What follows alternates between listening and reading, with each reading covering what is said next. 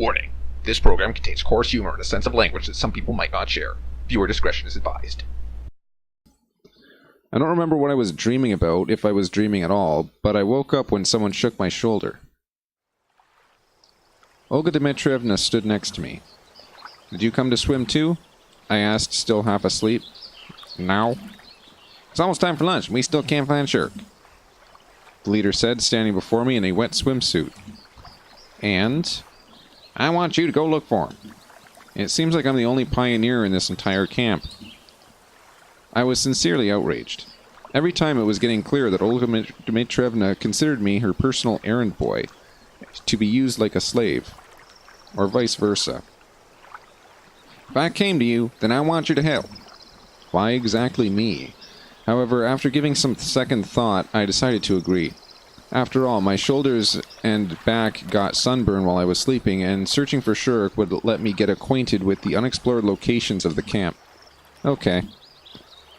It was not exactly right to wander around wearing only swim trunks, so I should get changed first. 10 minutes later, I stood outside Olga Dmitrievna's cabin deciding where to go. Oh boy,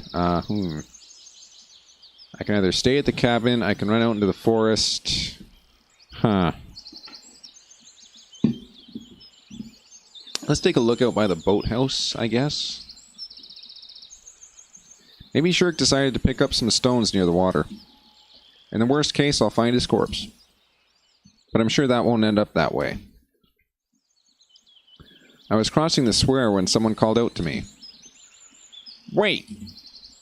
Alyssa came up and smiled. I immediately sensed a trap. "Where are you going?" "I'm searching for Shirk. Olga Dmitrievna asked me to." "And how is it? Exciting?" She looked at me intently into my eyes, and I awkwardly turned away. "Not really. But, you know, a pioneer is missing." "Surely you're not freaking out over such a minor thing." "What do you mean?" "Only a few hours have passed. Maybe he just lost track of time while having a walk." Certainly I'd had the same idea, but I wasn't telling her that. Yeah, that's true. But who knows what could have happened. "Let me help you with it." "Oh, with what?" I got suspicious. "With looking for Shirk." "Sure, but I can do it." "Oh, come on." She smiled at me, but there was something malevolent in that smile. Naturally, her smile was cute enough, but it seemed really to me like there was something behind it. Well, if you insist. Since I could not understand what was on her mind, I had no real reason to refuse. "Before we go, I have to go get something from home." "Okay, I'll wait." "You're actually serious about just standing there?" "Let's go." "Okay." We approached Alyssa's cabin. It would be just like all the other cabins if not for the Jolly Roger on the door. "By the way, Alyana's my roommate." "Okay." We entered the cabin. The complete chaos inside reminded me of my old flat. Though why I thought of it as old. In general, I would imagine a girl's room differently. Snow white sheets, walls, floor and ceiling shining spotless. But when you consider that the two most exemplary pioneers are living here, we just stood silently for some time. "And what did you need to get?" "Huh?" It seems like I'd interrupted Alyssa's thinking. "Yeah. It's not here, actually. Wait here, I'll be back in a minute." She smiled and ran out. She seems really flaky today. I began to examine the room. I wouldn't say there had been an explosion, but it was just a decent mess.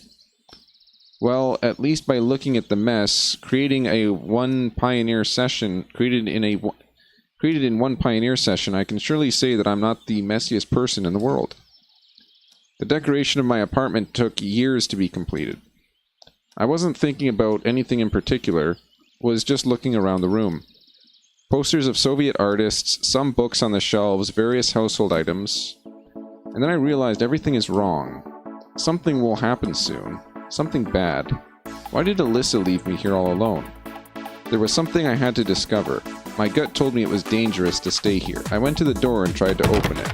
Locked. What a surprise. How did she manage to quietly lock me in? I don't know what's on her mind, but I need to get out of here. I went to the window and opened it and climbed out. Now I can go and take care of business, or choose the second option and waited. What is the real reason she locked me up? I wanted to know what was happening. Plus, I really wanted to see Alyssa's face when she finds her room empty. I hid in the bushes next to the house and waited.